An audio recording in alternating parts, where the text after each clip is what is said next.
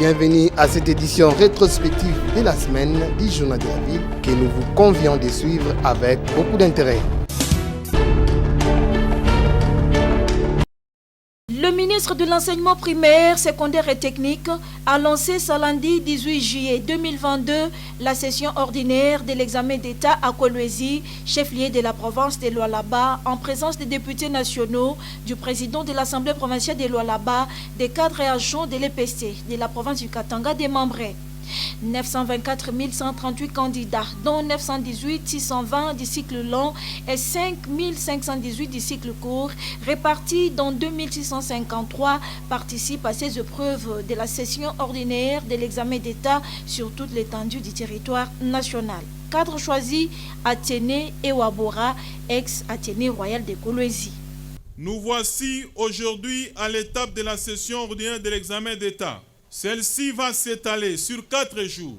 Comme aux épreuves hors session, 2653 centres de passation seront ouverts pour recevoir la participation de 918 620 candidats, dont 42% sont des filles. La session ordinaire de l'examen d'État 2022 se démarque de toutes celles qui l'ont précédée. Elle porte en effet l'essor d'une grande réforme initié à travers l'arrêté ministériel numéro 033 du 4 mars 2022 portant modification de quelques dispositions de l'arrêté ministériel numéro 0493 du 23 mai 2017 qui dispose entre autres que désormais ne sera éligible à l'obtention du diplôme d'État que le candidat qui aura obtenu au moins 50% dans l'une des 2 branches essentielles de son option et réaliser 50% du total des points à l'examen d'État et de l'école. Immédiatement après, le ministre Tony Wabakazadi a pris la route pour rentrer à Lubumbashi via Likasi, où il va lancer encore la campagne Pas une école sans banc, Likasi, où l'actuel ministre a fait ses études primaires. À Likasi, le ministre de l'Enseignement primaire, secondaire et technique va clôturer la série des itinérances initiées par lui depuis le mois d'octobre dernier.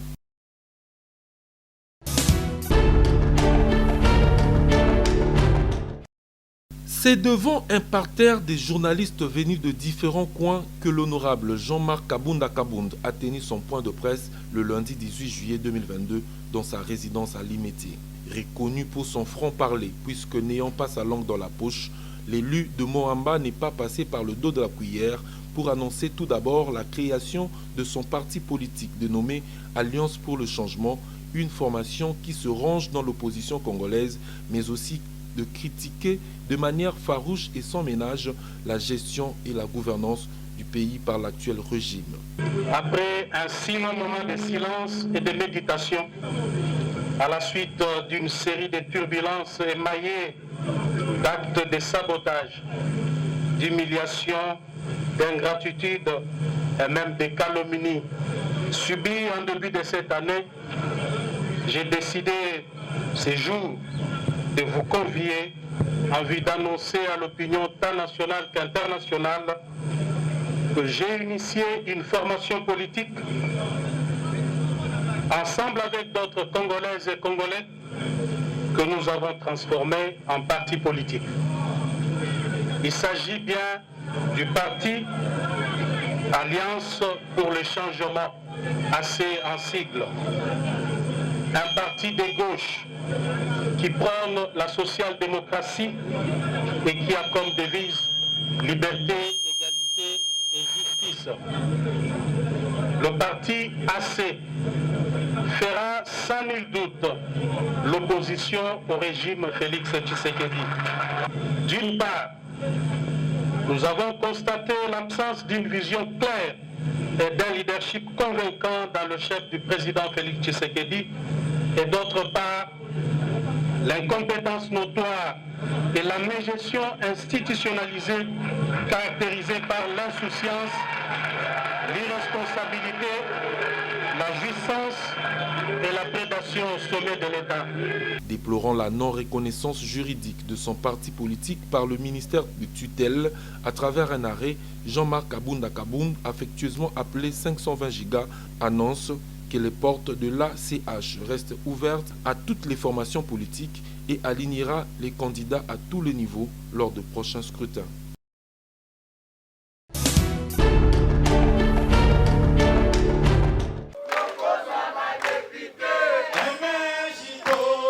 Le président national du mouvement des réveils de la jeunesse congolaise, Maître John Bayantita, recadre l'ancien président ad intérim de l'UDPS, Jean-Marc Kabunda Kabound, sur ses propos diffamatoires à l'endroit du régime en place, le qualifiant d'incompétent. Pour le président du MRJCO, Jean-Marc Kabunda Kabound est un fils prodigue à mal de positionnement politique. Ses propos sont mensongers, revanchards et haineux, a déclaré Maître John Bayantita devant la presse ce jeudi 22 juillet 2022.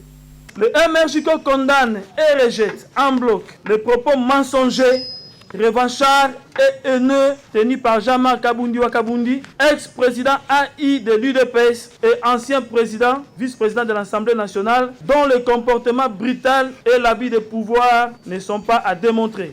Quand M. Kabundi Wakabundi dit que le peuple, au lieu de soutenir le FRDC et marcher contre l'ambassade du Rwanda, devrait plutôt marcher contre le chef de l'État, car il est qualifié d'un danger à la tête du pays qu'il faut absolument chasser. Le nouveau riche du quartier Kingabwa a dévoilé à la face du monde le projet qui s'est tramé en cachette pour liquider notre bien-aimé, le chef de l'État Félix Antoine Tshisekedi Tshilombo. Il a activé son plan de déstabiliser et renverser les institutions républicaines démocratiquement élues et devrait s'attendre à affronter la résistance populaire, car notre constitution nous recommande de faire échec à tout individu ou groupe d'individus qui tenterait de renverser les institutions démocratiquement élues et de prendre le pouvoir par la force. Quand M. Kabundi Wakabundi accuse le président de la République d'incompétent et de jussaire, n'ayant aucune vision pour le pays, ayant fait des gouverneurs de province, de filles et garçons de course, il a outrepassé ses limites et animé par son esprit revanchard après qu'il ait démissionné de lui-même de son poste de premier vice-président de l'Assemblée nationale avant d'être viré à la tête de l'UDPS pour son comportement antipatriotique.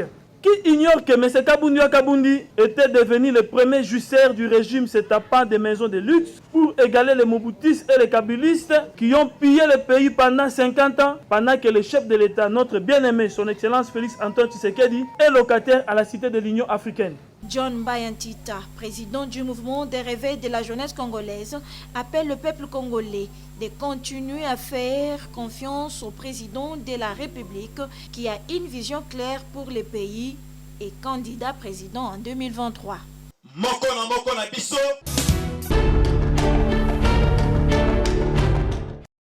Les partis politiques Mouvement Lumumbiste Progressiste MLP a décidé de se désolidariser du régime actuel, celui du président de la République Félix Tshisekedi.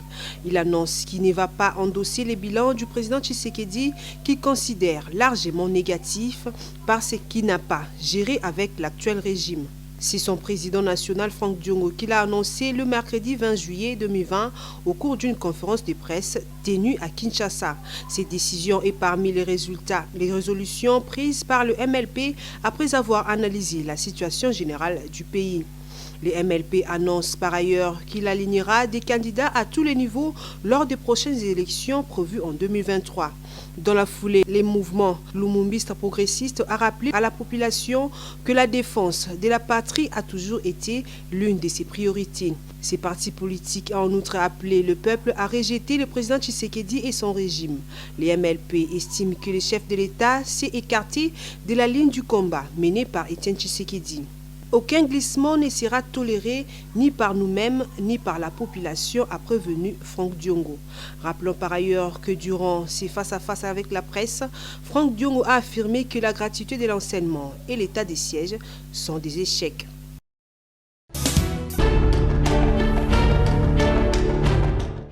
Réunis en assemblée générale ce mercredi 20 juillet 2022, les professeurs de l'université de Kinshasa décident l'arrêt immédiat de toutes les activités académiques en observant une grève sèche à partir de ce mercredi 20 juillet. Le retrait inconditionnel de l'Apukin du Rapico, les dépôts d'une pétition dénonçant les comportements du ministre Delessu vis-à-vis des professeurs d'université tout en exigeant sa démission et la réservation exclusive du ministère de l'enseignement supérieur et universitaire au corps professoral de la République démocratique du Congo. Les professeurs disent avoir fait un constat malheureux que le ministre de l'enseignement supérieur et universitaire, Moïndo Nzangi, continue à bloquer l'exécution entière et conforme des ventes des véhicules. Qui, à en croire le professeur, rêvait de toute urgence un caractère privé entre le comité exécutif de l'Apukin, l'Apupen et les concessionnaires.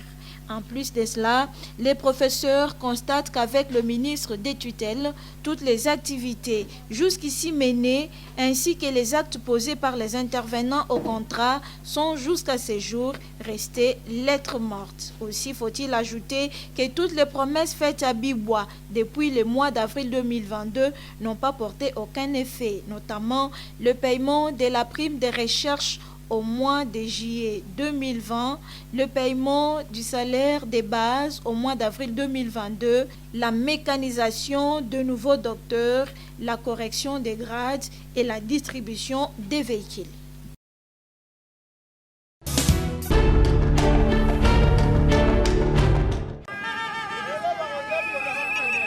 Coups de sifflet et mégaphone, habillés en tenue de travail, les prestataires affectés à la riposte contre la Covid-19 revendiquent leurs arriérés.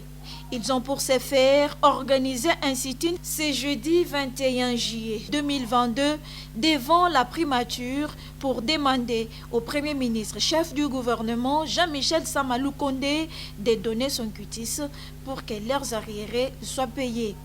Plus de 10 mois se sont écoulés que les prestataires à la riposte contre la Covid-19 n'ont pas touché leur salaire et pourtant une lettre écrite par le secrétariat technique du comité multisectoriel de riposte contre la Covid-19 était adressée au Premier ministre, chef du gouvernement. Depuis le 21 juin 2022, s'inquiètent les prestataires. Nous sommes la base des prestataires affectés à la riposte contre la Covid-19. Notre lettre a été déjà écrite à partir du secrétariat technique chargé de la riposte. La lettre a été déjà déposée ici à la primature depuis le 21 juin de cette année ici. Depuis le 21 juin jusqu'aujourd'hui, nous attendons la signature du Premier ministre pour qu'il puisse libérer, qu'il puisse donner son quitus, afin que le budget puisse programmer notre pays de 8 mois, afin que les finances puissent libérer l'argent. C'est depuis le 21 juin. Nous avons constitué une délégation de 5-6 personnes. À maintes reprises, on a fait des tours ici à la primature. On ne nous recevait pas. C'est ainsi que la base s'est décidée aujourd'hui pour venir afin qu'on puisse nous libérer. Que le Premier ministre signe la lettre, qu'on nous paye nos arriérés. Nous totalisons bientôt 10 mois d'impayement. Nous sommes tous soignés qui sont malades de Covid. Nous sommes Covid, nous sommes tous soignés qui sont malades. Biso moto tamboli na Kinshasa ngonga ba konzi ba vandi na ndako na ba ordinateur ba travail ba sala ba vidéo conférence biso to tambola to tiki ba famille na biso toza exposé mais lelo tozo comprendre te bande ko ngai population président de la république to comprendre te bato ba sali mosala ya épidémie o abenyango urgence sanitaire. Au cas où leurs arriérés des prestations ne sont pas payés, les prestataires affectés à la riposte contre la Covid-19 vont sécher de soigner les personnes positives à la Covid-19, promettent-ils.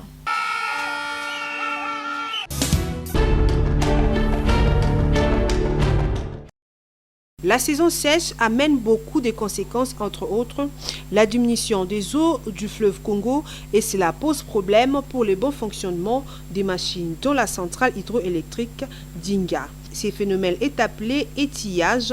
Bob Mbomolona, conseiller en communication du DG de la SNEL, explique. Nous avons, par exemple, à notre parc de production d'Inga, nous avons Inga 1 et Inga 2.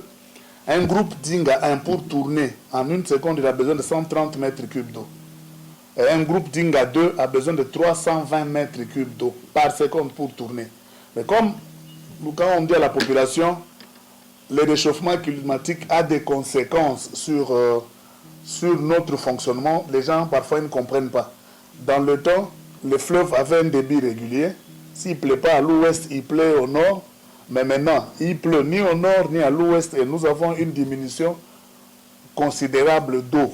Et comme nos groupes ne tournent qu'avec l'eau, maintenant là, comme il y a diminution de la quantité d'eau pour le faire tourner tout ce que nous avons comme groupe à Inga, c'est pourquoi nous parlons de l'étiage. Donc cette diminution sévère d'eau là nous empêche de tourner à nos groupes à 100%. Ce qui fait que si ça continue, surtout pendant cette période, la population va avoir encore une perturbation importante dans la fourniture de l'énergie électrique. C'est-à-dire que nous serons obligés d'arrêter certains groupes si ça continue. Mais que la population sache que c'est une période très compliquée. Ce n'est pas dû au fait de la semaine. L'étiage, c'est un phénomène naturel parce que c'est lié à nos 2 saisons que nous avons. La Société nationale d'électricité rassure à toute la population de la RDC que ses techniciens sont à pied d'œuvre afin de bien servir sa clientèle.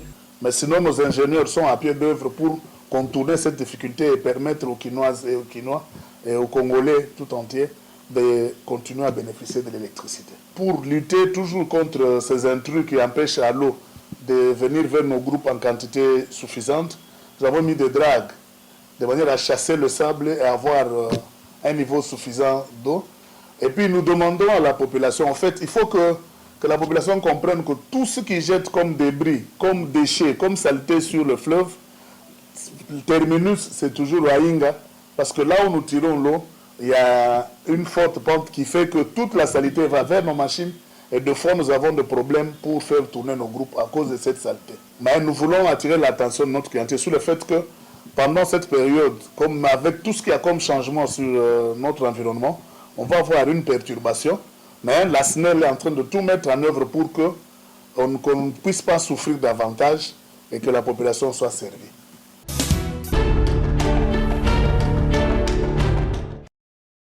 Non à l'utilisation de la cour des états-majors de la police comme parking d'automobiles et des motos privées, indique le commissaire divisionnaire adjoint Silvano Kassongo, qui précise que les services de contrôle sont déjà à pied d'œuvre pour l'application stricte de cette mesure.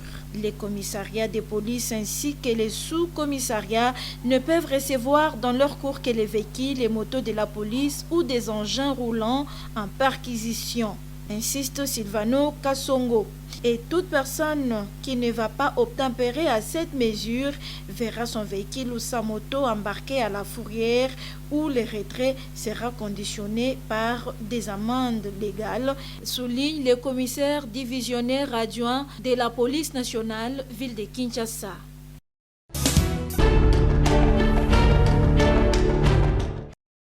Après l'ILOF secteur Bandal Chibangu, c'est l'ILOF secteur Mboudi qui emboîte les pas, qui dans le cadre du lancement phase 2 de l'opération dite Bengissa Moninga entendait invite l'AMI à organiser une campagne de sensibilisation de ses membres qui jadis participaient aux réunions sectorielles, mais ne s'y font plus voir, mais aussi de faire connaître les avantages de cet ASBEL auprès de la population de Mboudi afin qu'ils viennent s'adhérer.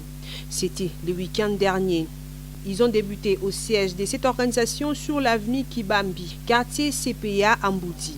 Conduite par les superviseurs de ce coin, le marcheur de l'ILOF ont sillonné tout Mboudi pour faire connaître les avantages de cette structure qui milite pour l'égalité des chances dans la société congolaise en promouvant l'éducation de la jeune fille ainsi que l'encadrement de veuves. Ce, après avoir reçu les briefings auprès de leur numéro 1. Adonis Abouba, superviseur de l'ILOF secteur Mboudi, revient sur l'objectif de cette journée.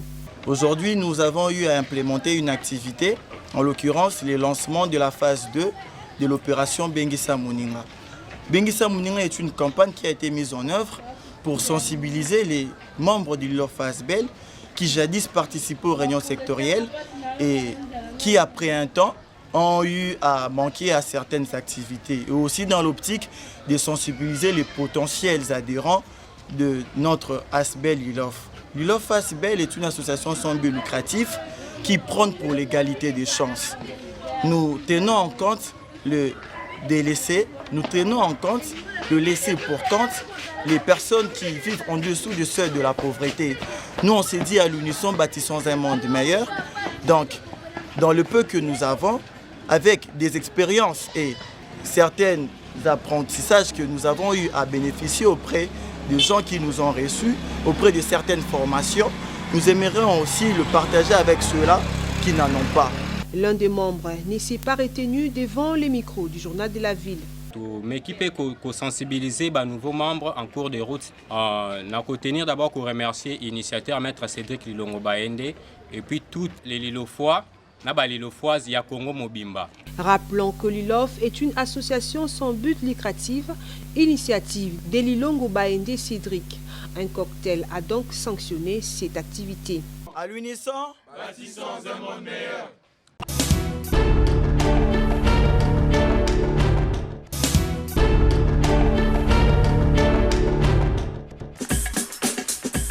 Fin de cette session d'information rétrospective de la semaine du journal de la ville. Merci de nous avoir suivis et déjà, nous vous disons bon début de la semaine.